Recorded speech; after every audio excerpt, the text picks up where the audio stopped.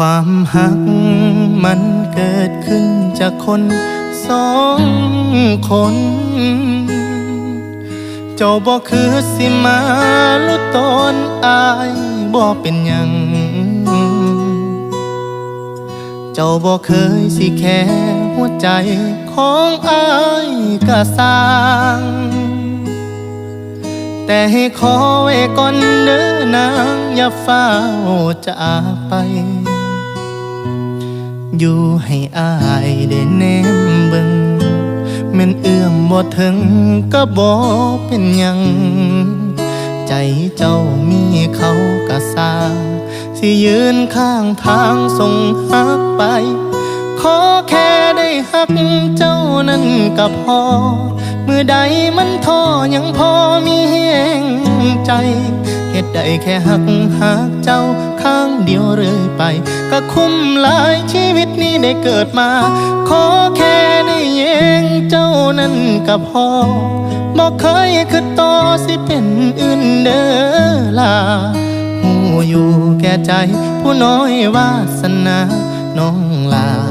บ่สังกันก็พอแล้ว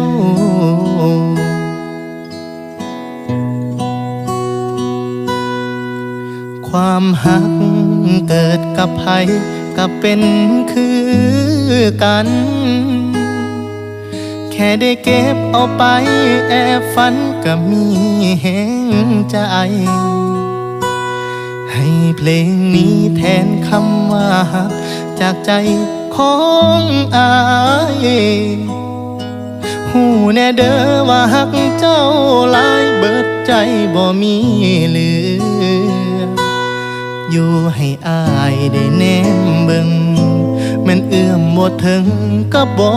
เป็นหยังใจเจ้ามีเขาก็สร้างสิยืนข้างทางส่งหักไป